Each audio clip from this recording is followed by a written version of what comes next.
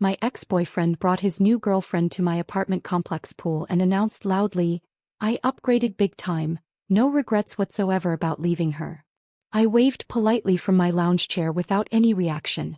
What he couldn't see from where he was standing splashing around changed everything for him exactly 7 days later when the notice arrived at his apartment door. My divorce lawyer slid the papers across her desk with a knowing smile. "Trust me on this, Rachel. Take the property shares instead of the cash payout." I was exhausted from a year of court battles and just wanted it over with. But something in her eyes made me listen. "Property shares?" I leaned forward, squinting at the documents. My vision had gotten blurry from too many late nights crying. "Your ex-husband's business partner owns several rental properties. Instead of liquidating everything for cash, you can take a 10% stake in 3 buildings." She tapped her pen on the settlement agreement. "Including Riverside Apartments." My stomach dropped. "That's where I live." "Exactly." Her smile widened. "And where your monthly rent just became a business expense you're partially paying yourself. Plus, you get voting rights on all major property decisions." I stared at the numbers. It wasn't huge money. Nothing that would make me rich. But it was real. Tangible. Something I could build on. "What if I need cash right away?" "You can sell the shares later if you want. But Rachel, you've worked at that law firm for 12 years. You know how real estate works. This is smarter long-term." I signed the papers with a shaking hand. 3 weeks later, the divorce was final. I was single at 38, living in a 1-bedroom apartment I now partially owned, starting completely over. That's when Derek showed up. He lived 3 floors above me in Building C. We met at the mailboxes on a Tuesday morning. He was charming, sympathetic about my divorce, easy to talk to. We started having coffee together. Then dinner. Within 2 months we were dating. For 2 years, Derek seemed like proof that life could get better after disaster. He worked in sales, always had interesting stories, made me laugh. He said I was strong for surviving my divorce. Said I deserved happiness. Then he met Madison at a networking event. The change was gradual. He started mentioning her name. Comparing us. "Madison's really driven, you know? She's always working on some new project." I worked full-time too. But apparently that didn't count. 6 weeks later he broke up with me in the parking lot. "I need someone more ambitious. Someone who matches my energy." I cried in my car for an hour. Then I went upstairs and started picking up the pieces again. The pool area at Riverside Apartments was my refuge. I went there every Saturday morning with a book and my coffee, claiming the same lounge chair in the corner. It was quiet early in the day. Peaceful. Until Derek showed up with Madison. I heard his voice first. Loud, projecting across the water. "I upgraded big time, no regrets whatsoever about leaving her." My entire body went cold. I looked up slowly. Derek stood in the shallow end, arm draped around Madison's shoulders. She was younger than me, maybe 28, with perfect hair and a confident smile. They were both staring in my direction. He wanted me to see this. Wanted me to know he'd moved on. Wanted me to feel small and replaced and pathetic. Everyone around the pool had gone quiet. Neighbors I'd known for years were watching, waiting to see how I'd react. I set down my book carefully, took off my sunglasses, made eye contact with Derek across the shimmering water. Then I waved. A small, polite wave. Like he was just another neighbor saying hello. His face shifted. Confusion flickered across his expression. This wasn't the reaction he'd expected. He'd wanted tears. Bigger.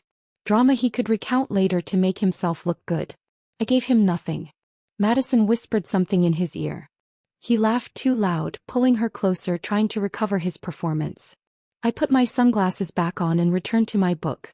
My hands were shaking so badly the words blurred. But I didn't let him see that. From my lounge chair I could see his 3rd-floor balcony.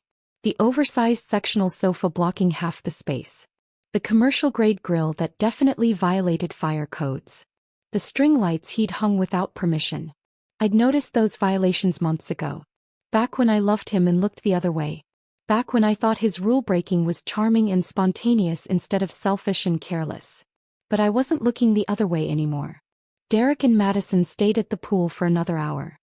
His voice carried every few minutes, making sure I heard how happy he was. How perfect his new relationship was. How much better his life had become. I finished 2 chapters of my book and headed inside. The investor meeting was in 6 days. Monday morning I found an envelope slipped under my door. No return address. Just my name written in careful handwriting. Inside were 12 pages of printed documentation. Property violation reports. All from the same unit. Building C, apartment 304. Derek's place. A sticky note was attached to the first page. I've been keeping records. Thought you should know. Gloria.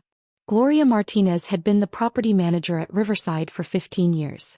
She was in her mid-50s, no nonsense, with salt and pepper hair always pulled into a tight bun. I'd spoken to her a few times about maintenance issues but didn't know her well. I spread the papers across my kitchen table and started reading. Noise complaints dating back 8 months. Fire code violations from balcony inspections. Unauthorized modifications to the unit. Guest parking abuse. 3 reports of late-night parties disturbing other residents. Everything was documented. Dates, times, photographs, written statements from neighbors. Derek had been breaking rules since he moved in. And no one had stopped him. I showed up at Gloria's office that afternoon with the folder. She looked up from her computer, unsurprised to see me. "You got my package." "Why now?" I sat down without being invited. "Why give this to me?" Gloria leaned back in her chair. "Because I just got the updated investor list. Saw your name. Realized you might actually care." "About Derek specifically?" "About the rules." Her expression was tired. "I've been trying to enforce these policies for years. Corporate keeps overruling me. They don't want to deal with difficult residents. Don't want potential lawsuits or vacancies. So people like your ex get away with whatever they want." "People like him?" "Charmers. Smooth talkers. The ones who know exactly what to say to get out of consequences." She gestured at the folder. "I've sent violation notices. He apologizes, promises to fix things, then does it again the next weekend. His parents co-signed the lease so management won't push too hard. Don't want to lose reliable rent payments." "His parents pay his rent?" Gloria nodded. "Most of it. He covers maybe 30%. They send a check every month." That explained a lot. The expensive car. The constant going out. The arrogance. Derek wasn't successful. He was subsidized. "What can I do?" I asked. Gloria's eyes met mine. "You're an investor now. You have voting rights. The other investors are tired of complaints and vacancies caused by problem residents. If you propose stricter enforcement policies at the next meeting, they'll listen." "When's the next meeting?" "Friday. 4 o'clock. Conference room at the main office." She paused. "I'll be there to present current issues and answer questions. I can't tell them which residents are causing problems, privacy regulations. But if someone proposes policy changes, I can implement them immediately." I looked down at the documentation in my hands. 12 pages of Derek's violations. Proof of everything he'd gotten away with. "I'll be there," I said. I spent 3 nights preparing for that meeting. Research consumed my evenings. I read property management guides, reviewed Arizona landlord-tenant laws, studied enforcement policies from similar complexes. My divorce had taught me one crucial lesson. Documentation and legality were everything. Emotions didn't matter in official proceedings. Only facts. Only what could be proven. I drafted a proposal. 5 new policies, each one addressing a specific problem. Each one completely legal and enforceable. Policy 1, 3-strike noise ordinance. First violation resulted in a written warning. Second meant a $150 fine. Third triggered lease termination proceedings. Policy 2, mandatory balcony safety inspections every 6 months. Fire code compliance was non-negotiable. Residents had 30 days to fix violations or face fines. Policy 3, ban on oversized furniture that blocked fire escapes or created safety hazards. Professional removal at resident expense if not corrected within 2 weeks. Policy 4, increased guest parking fees and 3-hour maximum stays without overnight permits. Unauthorized vehicles would be towed. Policy 5, annual lease compliance reviews for all residents with multiple violations. None of these policies mentioned Derek specifically. They applied to everyone. But I knew exactly who would be impacted most. Thursday night I couldn't sleep. I kept imagining the meeting. The other investors asking questions I couldn't answer. Them voting against my proposals. Derek continuing his life unchanged while I looked foolish and vindictive. My phone buzzed at 11. A text from my sister Jennifer. Stop overthinking. You're doing the right thing. I hadn't told her about the meeting. But Jennifer always knew when I was spiraling. What if they say no? I typed back. Then you tried. That's more than you did with Derek for 2 years. He was right. For 2 years I'd watched Derek break rules and ignored it. Told myself it wasn't my business. Told myself love meant accepting someone's flaws. But there was a difference between accepting flaws and enabling bad behavior. I fell asleep with the proposal on my nightstand, alarm set for 6 a.m. The conference room at the main office was smaller than I expected. A rectangular table with 8 chairs. 4 were already occupied when I arrived at 3:55. 2 older couples I recognized from the complex. The Richardsons from Building A had been investors for 20 years. The Chens from Building B had owned their shares for a decade. They nodded politely when I sat down. Gloria stood at the front of the room with a laptop and projector. She gave me the smallest smile. At exactly 4 o'clock she began. Thank you all for coming. We have several items on today's agenda, but I want to start with current property issues. The screen behind her filled with statistics. Noise complaints up 40% over the last year. 3 fire code violations in the past 6 months. Parking disputes averaging 2 per week. Resident turnover at an all-time high. Mrs. Richardson frowned. This is unacceptable. We're losing good tenants because of these problems. Agreed, Mr. Chen said. What's being done? Gloria's expression remained neutral. Current policy allows for warnings and small fines, but enforcement has been inconsistent due to corporate oversight requirements. Unless we have clearer guidelines and stronger consequences, these issues will continue. Then we need clearer guidelines, Mrs. Richardson said sharply. Our property values are suffering. This was my moment. I cleared my throat. I have a proposal. Several policies that might address these issues. Everyone turned to look at me. The new investor. The divorced woman from Building C who'd only been on the list for 6 weeks. I've reviewed our current lease agreements and Arizona regulations, I continued, keeping my voice steady. Everything I'm suggesting is legal and commonly used in similar properties. I distributed copies of my proposal. Watched them read. Held my breath. Mr. Chen looked up first. This is thorough. Very thorough. The 3-strike policy makes sense, Mrs. Richardson added. People need consequences that actually matter. What about implementation? Mr. Richardson asked Gloria. Can you actually enforce this? Gloria nodded. With clear policies approved by the investors, yes. I can implement everything here within a week. I move to approve all 5 policies, Mrs. Chen said. Seconded. Her husband agreed. The vote was unanimous. I walked out of that meeting in a daze. It had taken less than 40 minutes. 5 policies approved. Enforcement starting immediately. Derek would get his first violation notice within 10 days. The music started at 9 p.m. on a Tuesday. Heavy bass that made my ceiling vibrate. Voices and laughter filtering down from Derek's apartment 3 floors above. I'd been expecting this. Derek threw parties every few weeks. Ignored his neighbors' complaints. Counted on his charm and his parents' money to smooth everything over. But things were different now. I waited until 10:30 when the noise ordinance officially kicked in. Then I called the non-emergency line and filed a complaint. Gave my apartment number. Described the disturbance. Stayed calm and factual. Gloria texted me an hour later. Violation notice will be delivered tomorrow morning. Thank you for the report. I fell asleep to the sound of Derek's party still going strong. But I slept better than I had in weeks. The next morning, I watched from my balcony as Gloria personally delivered the notice to Derek's door. He answered in sweatpants, hair disheveled, clearly hungover. I couldn't hear the conversation, but his body language said everything. Confusion. Annoyance. Dismissal.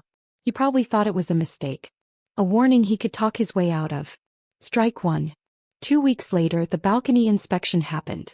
I knew it was scheduled because Gloria had posted notices throughout the complex. Residents had 30 days to prepare. Derek didn't prepare. The inspector spent 15 minutes on his balcony. Took photographs. Made notes on a tablet. Shook his head. That afternoon, Derek received his second violation notice. Oversized furniture blocking the fire escape. Commercial grill in violation of building codes. Unauthorized electrical work for his string lights. He had 14 days to fix everything or pay $300 for professional removal and storage. I was checking my mail when Derek stormed into the lobby the next day.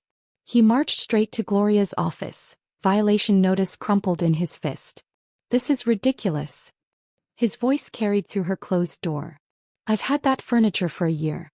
Nobody complained before." Gloria's response was too quiet to hear. But Derek's wasn't. "I want to know who's behind this. Someone has it out for me. This is harassment." I stood at the mailboxes sorting through junk mail, heart pounding. Part of me wanted to walk away. But another part needed to see this. Derek emerged from Gloria's office 5 minutes later, face red with frustration. He walked right past me without even glancing in my direction. I was invisible to him now. Just another neighbor he'd already forgotten. Strike 2. The third strike came 3 weeks later. Another party. Another noise complaint. Another violation notice. But this one came with consequences. Madison's white BMW was parked in guest parking that night. Had been there for 4 days straight without a permit. Under the new policies, guest vehicles couldn't stay more than 3 hours without overnight authorization.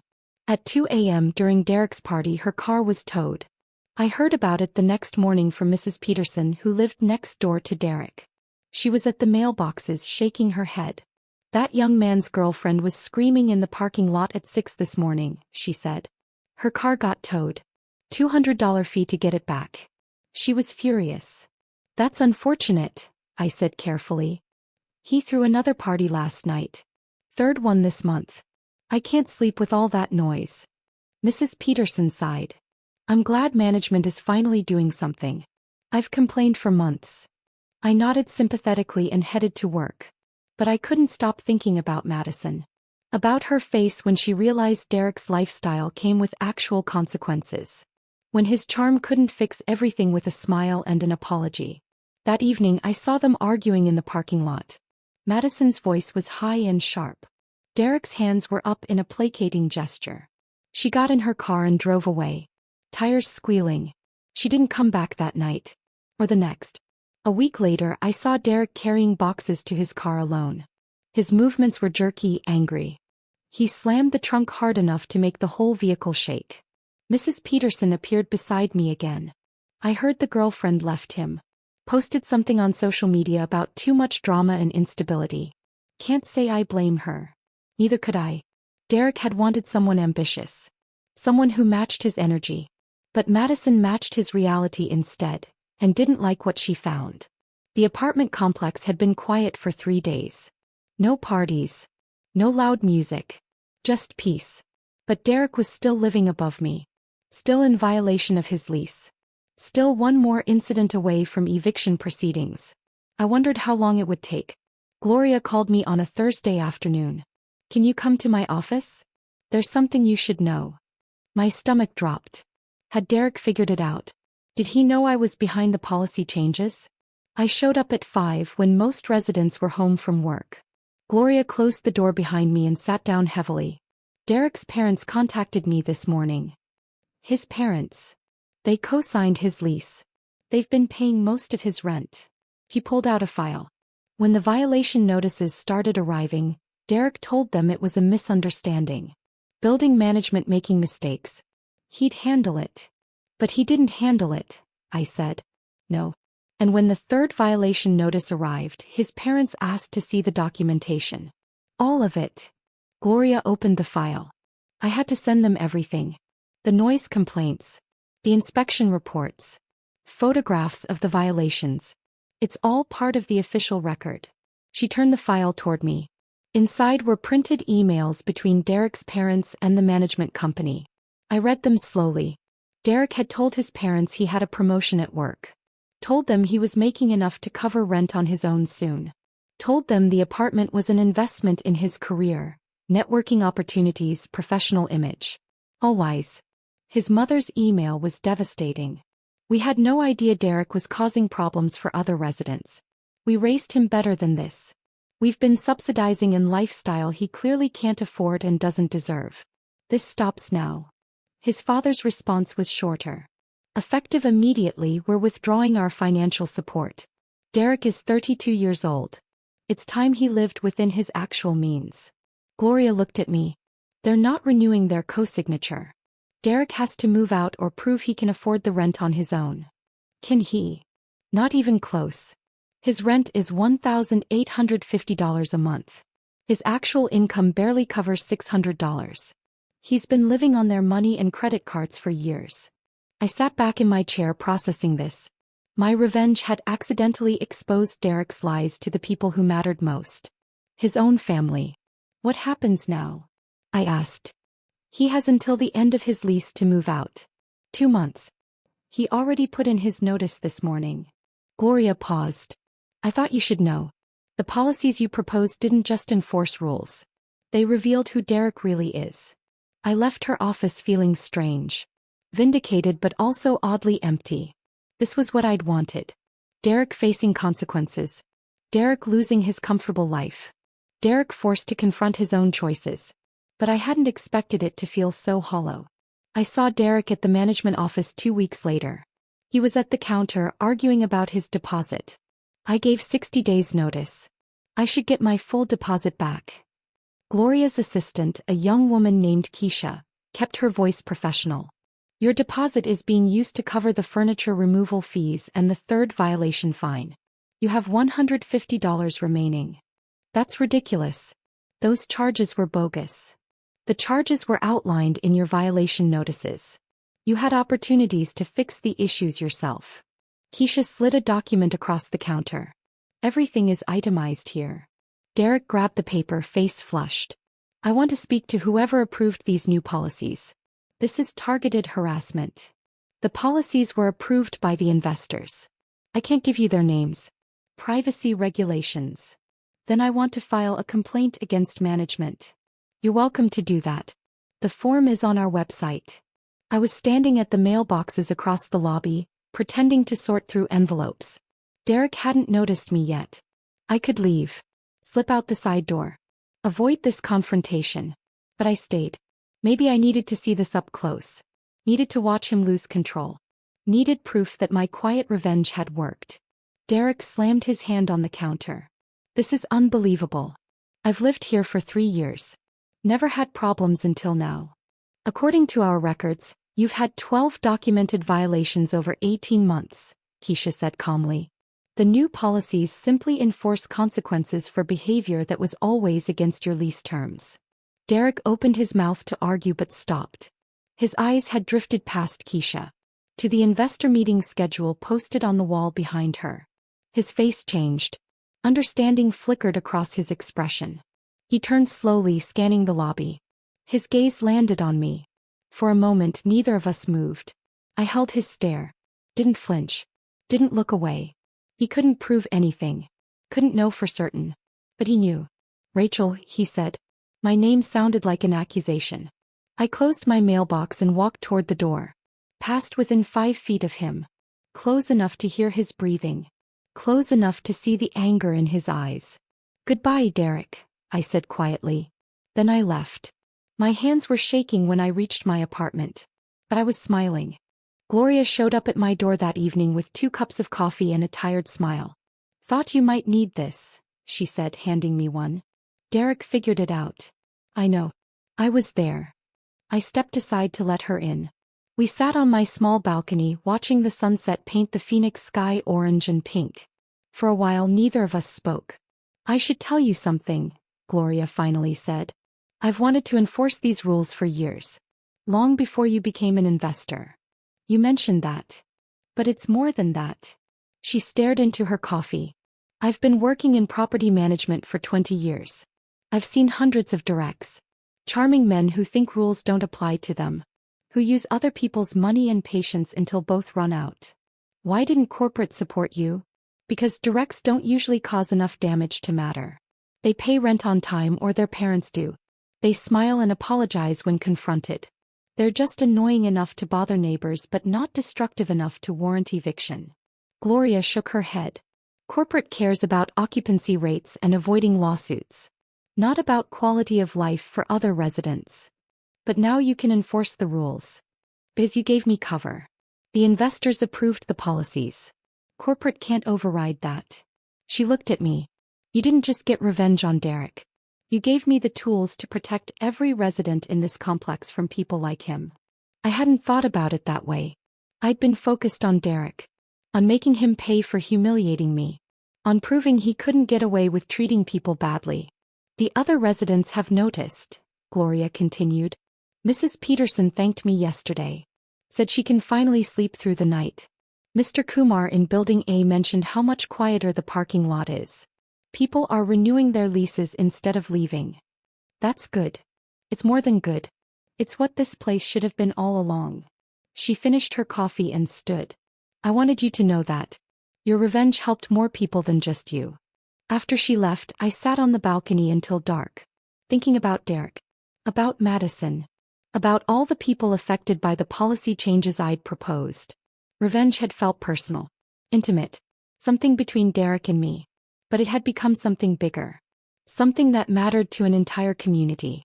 And that felt more satisfying than I'd expected. 3 months after Derek moved out, I got a phone call from a number I didn't recognize. Is this Rachel Morrison? A woman's voice. Young. Hesitant. Yes. Who's this? It's Madison. Derek's. I mean his ex-girlfriend. I almost hung up. Almost deleted the number and blocked it. But curiosity won. What do you want? I need advice. Legal advice. I know you work at a law firm. She paused. Derek borrowed $5,000 from me. Said it was for an investment opportunity. Something that would double our money in 6 months. Let me guess. The money disappeared. He stopped returning my calls 2 weeks ago. I found out he moved to Tempe. Some studio apartment. When I confronted him, he said the investment fell through and he can't pay me back. Her voice cracked.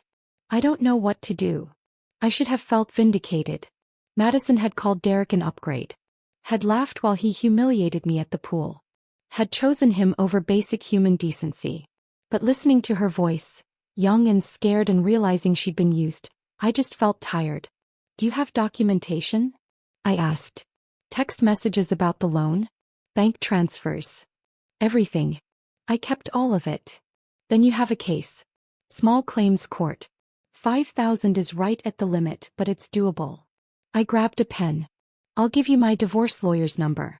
She takes some cases pro bono, especially when women are being financially manipulated. Tell her I referred you. Why are you helping me? Madison asked quietly.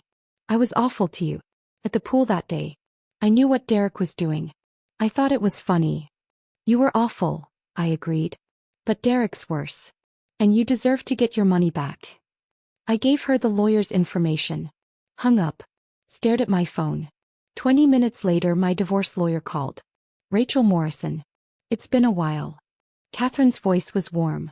I just got a very interesting call from a young woman you sent my way. Madison. Yeah. She told me about Derek. The loan. The pattern. Catherine paused. She also told me there were others. At least 2 other women he borrowed money from before her. She found them on social media comparing stories. My stomach turned. He's done this before? Multiple times. Small amounts. Usually between 3 and 7,000. Just under the limit where people might pursue legal action. But if Madison's willing to testify and if we can get the other women on board, we can establish a pattern of financial fraud. Will it work? In small claims? Absolutely. The court records will be public. His pattern of behavior will be documented. It won't send him to jail, but it'll follow him. Background checks. Credit reports. Future relationships. Catherine's voice hardened. Men like Derek count on shame keeping their victims quiet. When women start talking to each other, comparing notes, the whole system falls apart. 3 weeks later, Madison won her case. Derek was ordered to pay back the $5,000 in monthly installments. The other 2 women filed their own claims. The court records detailed everything. The loans. The lies. The pattern of using women financially and discarding them when they asked for accountability. I didn't attend the hearings. Didn't need to see Derek's face when the judgment came down. The court documents were enough. The apartment complex looked different 6 months after Derek left. Quieter. Calmer. Like a place where people actually wanted to live instead of just tolerating. I sat at the quarterly investor meeting, reviewing the financial reports. Occupancy was up 12%. Resident satisfaction surveys showed significant improvement. Maintenance requests were down because people were treating the property better. Mrs. Richardson smiled at me across the table. Your policies made a real difference, Rachel. Property values have increased. We're getting better quality tenants. Gloria deserves the credit, I said. She's the one enforcing everything. But you gave us the framework. The courage to actually set standards. Mr. Chin nodded. We should have done this years ago. After the meeting, Gloria walked me out. I heard about Derek's court case, she said. Madison and the others. Catherine's a good lawyer. She doesn't let people get away with things. Neither do you. Gloria stopped at my car. You've changed since your divorce, you know. Stronger. More confident. I had to. The alternative was staying broken. That's what I tell new residents now. When they complain about the rules being too strict. I tell them we're building a community where people treat each other with respect. Where actions have consequences. Where you can't charm your way out of responsibility. She smiled. One woman asked if we had a zero-tolerance policy for jerks. I said we're working on it. I laughed. Actually laughed. The sound surprised me. Driving home I thought about Derek. About the pool incident that had shattered my dignity. About the weeks of planning revenge. About the policies that had unraveled his entire life. The revenge had been satisfying. Watching him lose his apartment, his girlfriend, his parents' support, his reputation, all of it had felt like justice. But the real victory was quieter. It was Mrs. Peterson sleeping through the night. It was new residents choosing Riverside because it was well-managed and peaceful. It was Madison getting her money back and learning to spot manipulation. It was me sitting in investor meetings making financial decisions, building something stable. My phone buzzed. A text from Jennifer. Dinner this weekend? I want to hear about your latest investment ideas. I smiled and replied yes. Derek had called Madison an upgrade. Had announced it loudly enough for everyone to hear. Had wanted me to feel replaced and diminished and worthless. But I hadn't been downgraded. I'd been freed. Freed to become someone who didn't need his validation. Someone who built power quietly instead of announcing it. Someone who understood that real strength wasn't about public humiliation. It was about strategic thinking and long-term planning. Derek had moved to a studio in Tempe. Was working a job that barely covered his bills. Was dealing with court-ordered payments and a damaged reputation. I was building equity in 3 properties, learning about real estate investment, making friends with people like Gloria who valued competence over charm. The revenge had been the catalyst. But the transformation was the real story. 1 year after signing those divorce papers, I sat on my balcony with Catherine, my divorce lawyer who'd become a friend. You ever regret taking the property shares instead of cash? She asked, sipping wine. Never. Best decision I made. Even with all the Derek drama? Especially because of it. I watched the sunset. If I'd taken cash I would have spent it. Probably on therapy and ice cream and trying to feel better. But the properties forced me to think long-term. To see myself as someone who builds things instead of just surviving things. Catherine nodded. That's why I pushed you toward it. I knew you needed something solid. Something that would grow. The 10% stake is worth 20% more than it was last year. Property values keep rising. Because you and Gloria turned that place around. Fewer problem residents. Better maintenance. Actual community standards. She refilled our glasses. You should consider buying more property. You've learned the business. You have the eye for it. I'd been thinking about that. Looking at smaller buildings. Foreclosures I could renovate. Opportunities that a year ago would have terrified me. Maybe, I said. I'm not rushing anything. But yeah. Maybe. My phone rang. Unknown number. I almost ignored it but something made me answer. Rachel Morrison? A man's voice. Older. Formal. Yes. This is Robert Chin. I'm one of the investors at Riverside Apartments. My wife and I have been very impressed with your contributions to the property. Thank you. We're looking to sell our shares in another property. Smaller building. 30 units. We're getting older and want to simplify our portfolio. We thought you might be interested before we list it publicly. I sat up straighter. I'm listening. He gave me the address, the asking price, the current occupancy rates and financial history. It was more than I had. But not impossibly more. With a loan and careful planning it was reachable. Can I think about it? I asked. Of course. We're not in a rush. But Rachel, you remind us of ourselves 40 years ago. Smart. Careful. Willing to do the work. We'd rather sell to someone we trust. After he hung up, I stared at my phone. Catherine was grinning. You're going to do it, aren't you? I don't know. It's a big step. So was divorcing your husband. So was taking property shares instead of cash. So was standing up to Derek. She raised her glass. You keep taking big steps. They keep working out. That night I drove past the building Robertson had mentioned. It was older than Riverside. Needed work. But it had good bones. Thank you. Thought about Derek. About his announcement at the pool. About how certain he'd been that leaving me was an upgrade. He'd been wrong about so many things. Wrong about what made someone ambitious. Wrong about what gave life meaning. Wrong about how power actually worked. Real power wasn't announcing your victories. It was building them quietly. Strategically. With patience and planning and the willingness to do uncomfortable work. Derek was still paying off court judgments. Still living in a studio. Still bouncing between jobs and relationships that fell apart when people saw who he really was. I was considering buying my second property. Building relationships with investors who respected my judgment. Learning to trust myself again. The revenge had been sweet. Watching Derek's life unravel had satisfied something deep and hurt inside me. But the real victory was this. I didn't think about him anymore unless something specifically reminded me. He wasn't part of my daily life. Wasn't part of my plans or dreams or identity. He was just a lesson I'd learned. A chapter I'd closed. A mistake I wouldn't repeat. And that felt better than any revenge ever could. I bought the building. It took 3 months of negotiations, inspections, loan applications, and sleepless nights. But I did it. 15% ownership in a 30-unit building that needed work but had incredible potential. Gloria agreed to consult on the renovation and management. Catherine helped with the legal paperwork. The Chens became mentors, teaching me things they'd learned over 40 years in real estate. My sister Jennifer came to the closing, bringing champagne. Look at you, she said, hugging me.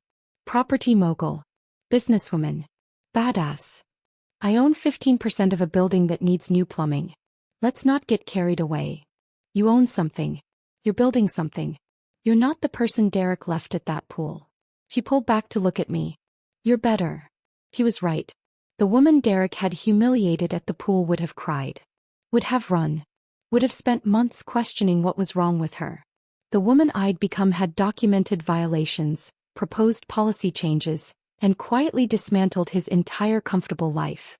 But more than that, I'd built something new. Something that didn't depend on anyone else's validation or support. My phone buzzed. A text from an unknown number. I heard you bought a building. Congratulations. You always were smarter than you gave yourself credit for. Derek. I stared at the message. He'd heard about my purchase. Probably from mutual friends. Probably spent time composing that text to sound supportive and mature. Jennifer watched me. Is that him? Yeah. You going to respond? I thought about it. Thought about all the things I could say. All the ways I could twist the knife one more time. All the proof I could offer that I'd won and he'd lost. But I didn't need to. The revenge was complete. Not because Derek was suffering, though he was. Not because I'd destroyed his life, though I'd certainly disrupted it. The revenge was complete because I'd changed. Because I'd taken the pain he'd caused and transformed it into something productive. Because I'd learned that healing wasn't about making someone pay. It was about building something better. I deleted the message without responding. Let's go celebrate, I said to Jennifer. I have 15% of a building to renovate. We left my apartment, the one I partially owned in the complex where I'd helped establish Real community standards, and headed to dinner. Behind me, Derek's text vanished into digital nothing. Unanswered. unimportant. Just like he'd become. The best revenge I'd learned wasn't about destroying someone else. It was about becoming someone they could never diminish again. And I'd done exactly that. Rachel proved that the best revenge is becoming unbreakable. If her transformation inspired you, smash that like button and subscribe for more stories of women who turn pain into power. Comment below, which moment made you say, "Yes, Rachel"? I read every single